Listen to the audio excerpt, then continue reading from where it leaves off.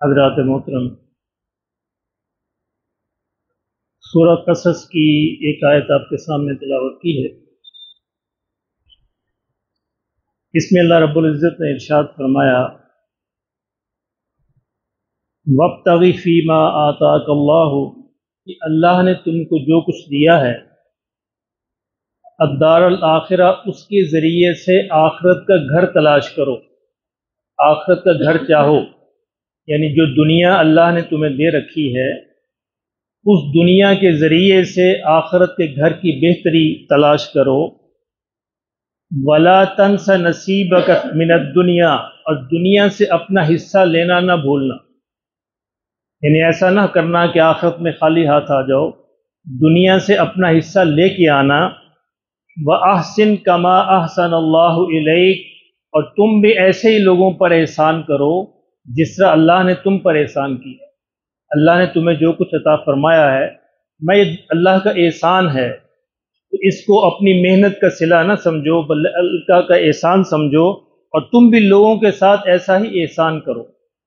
وَلَا تَبْغِ الْفَسَادَ فِي الْأَرْضِ، اور زمین میں فساد نہ چاہو، یعنی دنیا کے ذریعے سے اگر اس کو دنیا ہی یعنی مقصد بنا لو گے تو پھر زمین میں فساد پیدا ہوگا۔ ان اللہ لا يحب المفسدین، اور یہ جان لو کہ اللہ فساد کرنے والوں کو پسند نہیں کرتا۔ یہ بڑی اہم آیت ہے اس حوالے سے کہ ہمارے ہاں یہ کنفیوژن پائی جاتی ہے، اور ہم یہ سمجھتے ہیں کہ شاید دنیا بہت ہی بری چیز ہے، ناپاک چیز ہے، اس کے پیچھے نہیں بھاگنا چاہیے۔ اس کی بھی ایک وجہ ہے کہ دونوں قسم کی آیات اور احادیث ملتی ہیں۔ اب دیکھیں، ایک حدیث ہے جس کا مفہوم یہ ہے کہ دنیا مردار ہے اور اس کے چاہنے والے کتے ہیں، بڑی سخت الفاظ ہیں، اور ایک جگہ قرآن مجید میں یہ کہا گیا کہ وَمَا الْحَيَاةُ الدُّنْيَا إِلَّا مَتَاعُ الْغُرُورِ، کہ دنیا کی زندگی تو دھوکے کی زندگی ہے۔ اور ایک جگہ کہا گیا إِنَّمَا الْأَمْوَالُ وَالْأَوْلَادُ فِتْنَةٌ، کہ تمہارے مال اور تمہاری اولاد فتنہ ہیں۔ ایک طرف یہ آیات ہیں، ایک طرف اس طرح کی احادیث ہیں، اور دوسری طرف یہ کہا گیا کہ ربنا آتنا فی الدنیا حسنہ، یا اللہ ہمیں دنیا میں بھی بہترین بھلائی جو ہے وہ نصیب فرما دے۔ سورہ جمعہ کا جب ذکر ہوا تو اللہ نے ارشاد فرمایا فَإِذَا قُضِيَتِ الصَّلَاةُ فَانتَشِرُوا فِي الْأَرْضِ وَابْتَغُوا مِنْ فَضْلِ اللَّهِ، کہ نماز کے بعد پھر اللہ کا فضل تلاش کرو، یعنی زمین میں پھیل جاؤ، اپنی روزی کو تلاش کرو۔ ایک طرف یہ آیات ہیں اور ایک طرف یہ آیت ہے کہ دنیا میں سے اپنا حصہ لینا نہ بھولنا۔ تو آج اسی پوائنٹ پہ بات کرنا مقصود ہے تاکہ ہماری یہ کنفیوژن دور ہو، ہمارا یہ کانسیپٹ، یہ تصور درست ہو کہ دنیا اصل میں ہے کیا، وہ کون سی دنیا ہے جس کو مردار کہا گیا، وہ کون سی دنیا ہے جس کے چاہنے والوں کو کتے سے تشبیہ دی گئی، وہ کون سی دنیا ہے جس کو اللہ نے فتنہ قرار دیا، اور وہ کون سی دنیا ہے جس کے حاصل کرنے کی دعا سکھلائی گئی، ربنا آتنا فی الدنیا حسنہ، ہے نا؟ ہم کہنے کو دنیا ہی ہے، لفظ تو دنیا ہی ہے، لیکن دنیا ایک اچھی ہے، ایک دنیا بری ہے۔ اب یہ ہمیں جاننا ہے کہ کون سی دنیا اچھی ہے جس کی تلاش کی ترغیب دی گئی ہے، جس کے بارے میں دعا کرنے کا کہا گیا ہے، جس کے بارے میں اللہ نے اس آیت کے اندر یہ فرمایا کہ دنیا سے اپنا حصہ لینا نہ بھولنا۔ اس کا مطلب یہ ہے کہ دنیا دو قسم کی ہے، ایک بری ہے اور ایک اچھی ہے۔ اب دیکھیں، ہماری مجبوری یہ ہے کہ اللہ نے ہمیں اس دنیا میں بھیجا ہے، اور حضور نے فرمایا صلی اللہ علیہ وسلم الدنیا مزرع الآخرہ، کہ دنیا آخرت کی کھیتی ہے۔ اب یہاں سے ہم نکل نہیں سکتے، اسی میں سے گزر کے ہمیں آخرت کا رستہ تلاش کرنا ہے، آخرت تک جانا ہے۔ یہ دنیا اس کی کھیتی ہے، یہیں سے بیج بونا ہے، یہی فصل ہم نے آخرت میں کاٹنی ہے۔ اب یہ کیسے پتہ چلے، اس کو بڑی ایک خوبصورت مثال سے مولانا روم نے سمجھایا۔ وہ فرماتے ہیں کہ دیکھو، اس دنیا کی مثال جو ہے وہ پانی کی طرح ہے، سمندر سمجھو، دریا سمجھ لو، اور مومن کی مثال جو ہے کشتی کی طرح ہے۔ جب تک کشتی پانی کے اوپر چلتی رہے کوئی مسئلہ نہیں ہے، کشتی کے چلنے کا ذریعہ ہی پانی ہے، کشتی خشکی میں نہیں چل سکتی۔ نوح علیہ السلام کو اللہ نے جب کہا کہ نوح کشتی بناؤ، اور ایمان والوں کو اس میں سوار کر لو، تو وہ کہاں کشتی بنا رہے تھے؟ خشکی پہ بنا رہے تھے، اور ان کے جو قوم والے مذاق اڑا رہے تھے کہ خشکی پہ تم کشتی کو چلاؤ گے، کشتیاں تو پانی میں چلا کرتی ہیں، یہ تم کیا کر رہے ہو کہ تم کشتی کو بنا رہے ہو اور خشکی پہ بیٹھے ہو؟ اس لیے کشتی کے چلانے کے لیے پانی کا ہونا ضروری ہے۔ تو مولا روم فرماتے ہیں کہ یہ دنیا پانی ہے، یہ دنیا سمندر ہے، یہ دنیا دریا ہے جس میں مومن کی کشتی کو چلنا ہے، اس کے علاوہ اور کوئی راستہ نہیں ہے، مومن نے یہی سے گزرنا ہے۔ لیکن وہ فرماتے ہیں کہ پانی تب تک مفید ہے جب تک کشتی کے اندر نہ آئے۔ اگر کشتی پانی کے اوپر چلتی رہے تو منزل مقصود تک پہنچ جائے گی، اور اگر وہ پانی کشتی کے اندر آ گیا تو کشتی ڈوب جائے گی۔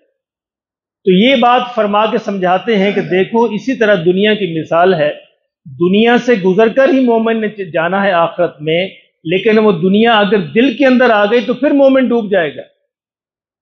دنیا میں رہے، اوپر اوپر رہے، دنیا دل کے اندر نہ آنے پائے، دنیا کی عظمت، دنیا کی محبت یہ دل میں نہ آنے پائے، دل میں آئے گی تو مومن ڈوب جائے گا۔ بس یہ فرق ہے، اگر ہم اس کو یاد رکھیں تو پھر بڑی آسانی سے سمجھ آ جائے گا کہ کون سی دنیا بری ہے اور کون سی دنیا اچھی ہے۔ ہر وہ امر، ہر وہ دنیا آپ کے لیے بری ہے جو آپ کو اللہ سے غافل کر دے، جو اللہ کے احکامات کو بھلا دے، جو آقا دو عالم صلی اللہ علیہ وسلم کے فرمودات اور ارشادات کو بھلا دے، وہ آپ کے لیے دنیا ہے اور مردار ہے اور کتے ہیں۔ اور اگر آپ کو اللہ کے فرمان، آقا دو عالم صلی اللہ علیہ وسلم کے ارشادات نہیں بھولتے، حلال حرام کا خیال رہتا ہے، جائز ناجائز کی فکر ہے، اور دنیا آپ کے دل کے اندر نہیں آتی، تو وہ دنیا آپ کے لیے بڑی ہی مفید۔ وہ دنیا پھر وہ دنیا ہے جس کے لیے کہا گیا کہ ربنا آتنا فی الدنیا حسنہ، اس دنیا کو تو ہم نے تلاش کرنا ہے۔ یہ وہ دنیا ہے جس کے بارے میں کہا گیا کہ فَإِذَا قُضِيَتِ الصَّلَاةُ فَانتَشِرُوا فِي الْأَرْضِ وَابْتَغُوا مِن فَضْلِ اللَّهِ، کہ اللہ کے فضل کو تلاش کرو۔ یہ وہ دنیا ہے جس کے بارے میں اس آیت میں کہا گیا کہ وَلَا تَنْسَ نَصِيبَكَ مِنَ الدُّنْيَا، دنیا سے اپنا حصہ لینا نہ بھولنا، یہ حصہ لے کے آؤ گے تو آخرت میں کامیاب ہو جاؤ گے، جو حصہ نہیں لاؤ گے تو خالی ہاتھ ہوگے۔ اس لیے دنیا دونوں طرح کی ہے، ایک شخص کے لیے عین ممکن ہے کہ ایک شخص کے لیے 5 روپے بھی دنیا بن جائے، اس کی محبت دل میں آ جائے، اور ایک شخص کے لیے یہ بھی ممکن ہے کہ 5 لاکھ بھی دنیا نہ بنے۔ یعنی ہر شخص کی دنیا مختلف ہے۔ ایک اللہ کے ولی مسجد میں درس دے رہے تھے، اور ان کا کاروبار تھا، ایکسپورٹ امپورٹ کا کاروبار تھا، باہر سے مال جہازوں پہ منگواتے تھے اور بیچتے تھے۔ تو درس دیتے ہوئے کسی نے یہ کہا کہ حضرت آپ کا جو جہاز آیا تھا مال کا، کپڑے کا، وہ ڈوب گیا۔ انہوں نے کہا الحمدللہ، اور یہ کہہ کر پھر اپنے درس میں مشغول ہو گئے۔ تھوڑی دیر بعد ایک ڈیڑھ گھنٹہ گزرا تو ایک اور شخص آیا، اس نے کہا کہ حضرت آپ کا جو جہاز جس کے ڈوبنے کی خبر تھی وہ غلط تھی، وہ کسی اور کا جہاز تھا، آپ کا جہاز تو پہنچ گیا ہے خرید کے ساتھ۔ انہوں نے کہا الحمدللہ، اور یہ کہہ کر پھر وہ اپنے درس میں مشغول ہو گئے۔ اب بعد میں شاگردوں نے پوچھا کہ عجیب بات ہم نے دیکھی، جب آپ کو نقصان کی اطلاع دی گئی تو پھر بھی آپ نے کہا الحمدللہ، اور جب آپ کو فائدے کی اطلاع دی گئی پھر بھی آپ نے کہا الحمدللہ، یہ کہ ہمیں سمجھ نہیں آئی بات۔ انہوں نے کہا کہ میرے پیارے بچوں، میں نے نہ نقصان پہ الحمدللہ کہا نہ نفع پہ کہا، میں نے تو اپنے دل کی حالت کو دیکھا۔ جب مجھے کسی نے آ کر بتایا کہ تمہارا جہاز ڈوب گیا تو میں نے اپنے دل پہ نظر دوڑائی کہ اس کو کوئی غم تو نہیں لگا، پریشانی تو نہیں ہوئی، دنیا جانے کا غم تو نہیں اس کے اندر آیا، تو میں نے دیکھا کہ الحمدللہ دل مطمئن ہے۔ اس اطمینان پہ میں نے کہا الحمدللہ، اور جب تم نے آ کر اطلاع دی کہ نہیں جہاز بچ گیا تو پھر میں نے اپنے دل کی کیفیت پہ نظر کی، اس کو کوئی خوشی تو نہیں ہوئی کہ بہت دنیا آنے پہ یہ خوش ہو جائے، تو میں نے دیکھا کہ نہیں دل بالکل مطمئن ہے۔ اس اطمینان پہ میں نے کہا الحمدللہ۔ یہ ہے دنیا، یعنی ان کے لیے کروڑوں بھی دنیا نہیں تھی، اور ہمارے جیسوں کے لیے ہو سکتا ہے کہ چند روپے بھی دنیا بن جائے۔ تو یہ ہے اپنے دل کی حفاظت کرنا، اپنا خیال رکھنا کہ دنیا کی محبت تو نہیں آئی، اور جہاں اللہ اللہ کے رسول کا مطالبہ آ جائے تو وہاں ہم کیا کرتے ہیں؟ کیا وہاں ہم دنیا کو سنبھال کے کھڑے ہو جاتے ہیں، یا اللہ اللہ کے رسول کے مطالبے پہ آگے بڑھتے ہیں؟ حضرت ابی ابن کعب مشہور صحابی ہیں، آقا دو عالم صلی اللہ علیہ وسلم نے ان کو بھیجا زکوٰۃ کا مال لانے کے لیے کہ فلاں شخص کے پاس جاؤ اور اس سے زکوٰۃ کا مال لے آؤ۔ चुनाचे से उबई वहाँ पे गए और उनको बताया कि मुझे बताओ तुम्हारे कितने ऊँट हैं, कितनी भेड़ें हैं, कितनी गाय हैं, वगैरह वगैरह, ताकि ज़कात का माल लिया जाए। उन्होंने सारा माल सामने कर दिया। उन्होंने हिसाब लगा के बताया कि इसमें से ऊँट का एक बच्चा ज़कात बनती, तो वो आप दे दें तो मैं ले जाऊं। तो वो गए अपने ऊँटों के बाड़े में और बड़ा सबसे बेहतरीन ऊँट जो है वो लेके आए। तो ऐसे उबई इब्न काब ने कहा कि नहीं, एक बच्चा लेने का मुझे हुक्म है, ये ऊँट मैं नहीं लूंगा, ये ज़कात से ज्यादा है, इसकी जरूरत नहीं है। उन्होंने कहा कि देखो, ऊँट का बच्चा किस काम का, ये तुम्हारे काम आएगा, सवारी के, दूध पिलाने के, ये ले जाओ, ये बेहतर है। अल्लाह के रास्ते में देना तो बेहतर देना चाहिए। उन्होंने कहा भाई मैं तो नहीं लूंगा, मुझे तो अल्लाह के रसूल का ये हुक्म नहीं है। ऐसे करो, तुम मेरे साथ आओ और नबी सल्लल्लाहु अलैहि वसल्लम की खिदमत में खुद तुम अर्ज कर लो, मैं तो नहीं ले सकता। तो वो हुजूर सल्लल्लाहु अलैहि वसल्लम की ऊँट लेकर खुद हुजूर की खिदमत में पहुंचे और अर्ज किया कि या रसूलुल्लाह सल्लल्लाहु अलैहि वसल्लम, मैंने ये सोचा कि ऊँट का छोटा सा बच्चा किस काम का, इसलिए मैं अपना बेहतरीन ऊँट लेके आया हूं, आप इसको कबूल फरमाइए। अगरचे ज़कात मेरी थोड़ी बनती है, आका दो आलम सल्लल्लाहु अलैहि वसल्लम ने इरशाद फरमाया तुम अपनी खुशी से दे रहे हो, अल्लाह तुम्हें और बरकत दे। तो हुजूर ने कबूल फरमाया। ये है दुनिया की कदर ना होना, दुनिया की मोहब्बत दिल में ना आना। खर्च करने का मौका आया, ठीक है, बेहतरीन खर्च करो। जब ये आयत उतरी, लन तनालुल बिर्र हत्ता तुनफिकू मिम्मा तुहिब्बून, लोगों तुम उस वक्त तक नेकी के आला दर्जे को नहीं पा सकते जब तक अपनी वो चीज खर्च ना करो जो तुम्हें सबसे ज्यादा महबूब है। हम तो देख रहे हैं कौन कौन सा रद्दी माल होता है, चलो वो फकीर को दे दो, चलो अल्लाह के रास्ते में दे दो। ये रवैया इंतहाई गैर मतलूब रवैया है, अल्लाह को पसंद नहीं है। देना हो तो अच्छी चीज अल्लाह के रास्ते में खर्च की जाए। तो हज़रत अबू तलहा अंसारी रजी अल्लाह तआला अन्हु, जिनका एक बड़ा मशहूर बाग था बैरहा के नाम से, ये मस्जिद नबवी के बिल्कुल पास था। आजकल जिस तरफ ये बाब फहद है, सबसे बड़ा गेट, इस तरफ ये बाग था, करीब ही बिल्कुल। तो ये हुजूर की खिदमत में हाजिर हुए और अर्ज किया या रसूलुल्लाह सल्लल्लाहु अलैहि वसल्लम, ये आयत उतरी है रात। अब देखिए किस कदर तेजी से अमल करते थे। रात पता चला कि आयत नाजिल हुई कि लोगों तुम अल्लाह के रास्ते में अपना बेहतरीन माल खर्च करो। तो वो उसी वक्त हाजिर हो गए हुजूर के पास कि या रसूलुल्लाह सल्लल्लाहु अलैहि वसल्लम, मैं इस आयत पे अमल करना चाहता हूं। मुझे अपने माल में से सबसे बेहतरीन माल जो पसंद है वो मेरा ये बाग है, तो मैं इसको खर्च करना चाहता हूं अल्लाह के रास्ते में, ताकि इस आयत की बशारत मुझे भी मिल जाए। हुजूर सल्लल्लाहु अलैहि वसल्लम ने बड़ी बरकत की दुआ की, कहा कि ठीक है मैं कबूल करता हूं, इसे अल्लाह के रास्ते में खर्च करो, लेकिन बेहतर यह है कि ये नीयत करके तो अपने रिश्तेदारों के अंदर बांट दो। अच्छा, हम हमारे यहाँ एक गलत फहमी ये भी है कि हम जब अल्लाह के रास्ते में खर्च करते हैं रिश्तेदारों को छोड़ देते हैं, हालांकि सबसे ज्यादा अजर उनका है। अगर रिश्तेदारों के अंदर मुस्तहिक हैं तो पहले उनको देना चाहिए, पहले उन पर खर्च करना चाहिए। कुरान मजीद में जहां जहां भी खर्च का जिक्र आता है तो अल्लाह फौरन जिक्र करते हैं ज़विल कुर्बा, रिश्तेदारों को अता करो, उनको दो। तो उनको देने का दोहरा अजर है, एक जरूरतमंद को देने का और एक रिश्तेदार को देने का। तो हुजूर सल्लल्लाहु अलैहि वसल्लम ने उनको ये हिदायत की कि तुम अपना ये बाग जो है अपने रिश्तेदारों के अंदर तकसीम कर। चुनाचे उन्होंने अपने रिश्तेदारों में तकसीम कर दिया। ये है वो दुनिया जिसकी मोहब्बत नहीं होती दिल में। हज़रत जाफर रजी अल्लाह तआला अन्हु हज़रत अली के भाई हैं, हुजूर सल्लल्लाहु अलैहि वसल्लम के चचाजाद भाई, हज़रत अली के सके भाई हैं। इनके बेटे थे अब्दुल्ला। अब ये अपनी सखावत में बड़े मशहूर थे। एक दिन घर जा रहे थे, देखा कि एक ताजर जो है बाजार में बड़ा अफसुर्दा बैठा है, परेशान बैठा है। उससे पूछा कि भाई क्या मामला पेश आया।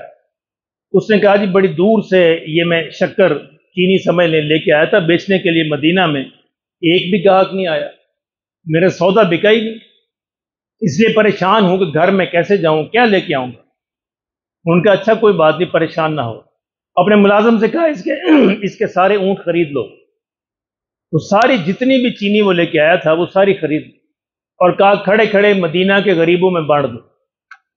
अल्लाह अकबर। ये है अल्लाह के रास्ते में आगे बढ़ना, ये है वो दुनिया जिसकी दिल में कदर नहीं होती।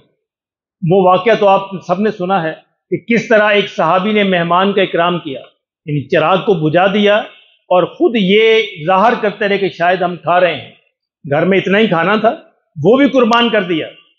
हज़रत उमर रजी अल्लाह तआला अन्हु, अल्लाह उन पर करोड़ों रहमतें नाज़िल फरमाए, ऐसे होते हुक्मरान। ہمیں تو اندازہ ہی نہیں، ہم تو ایسے دور میں جی رہے ہیں جب ہم نے بدترین سے بدترین لوگ دیکھے۔ حضرت عمر رضی اللہ تعالیٰ تشریف لے جا رہے تھے باہر، دیکھے خیمہ لگا ہے اور خیمے سے کراہنے کی، درد کی آوازیں آ رہی۔ اب اس خیمے کے پاس پہنچے اور اس کے جو بندہ وہاں پہ بیٹھے تو اس سے پوچھا کیا معاملہ ہے؟ اس نے کہا جا جا اپنا کام کر، ہم آپ پہلے ہی تکلیف کے اندر ہیں، تو موت کہاں سے آ گیا؟ اس نے کہا بھائی نہیں، بتا دو شاید میں تمہاری مدد کر سکوں۔ اس نے کہا مسافر لوگ ہیں، دور سے آئے ہیں اور مدینہ میں امیر المومنین سے ملنا ہے، ہمارے کچھ مسئلے ہیں ان کے حل تلاش کرنا ہے، رات ہو گئی ہے اس لیے یہاں ٹھہر گئے، اور میری بیوی کی جو بچہ ہونے والا ہے درد ذیل کے اندر مبتلا ہے کوئی نہیں، اکیلے ہم ہیں، یہ پریشانی۔ تو عمر نے کہا تم ٹھہرو میں ابھی آتا ہوں۔ فوراً گھر پہنچے، اپنی بیوی ام کلثوم سے کہا کہ دیکھو اللہ نے تمہیں نیکی کا ایک موقع دیا، اس طرح صورتحال ہے، بیچاری ایک غریب ہے، مسافر ہے، وہاں پہ باہر پڑی ہے، آؤ اس کی مدد کریں۔ وہ اٹھی، فوراً تیار ہوئے تو کھانے پینے کا سامان لیا، باقی سارا جو ضروری سامان تھا وہ بھی اکٹھا کیا اور فوراً ان کے پاس پہنچے اور خود باہر بیٹھ کر یعنی آگ جلائی، اس کے اوپر ہانڈی رکھی، کھانا تیار کرنا شروع کیا اور بیوی کو اندر بھیجا کہ جاؤ تم اس کی مدد کرو۔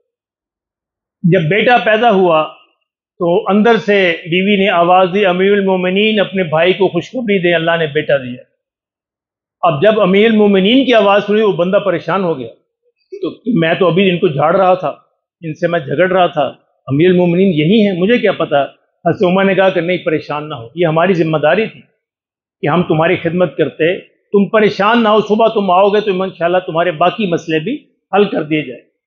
تو میرے محترم دوستو، عرض کرنے کا مقصد یہ تھا کہ یہ وہ دنیا ہے جس کی تلاش کی بھی ترغیب دی گئی ہے اور جس کی محبت کی بھی نفی کی گئی، اس لیے ہم نے اس کو بیلنس رکھنا ہے۔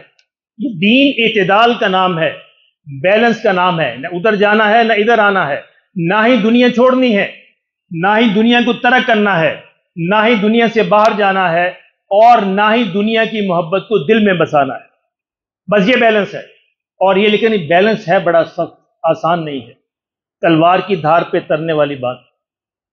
توازن اور اعتدال جو ہے دین کے کسی معاملے میں بھی آسان نہیں ہے، اور لیکن دین نے ہمیشہ توازن کا حکم دیا ہے۔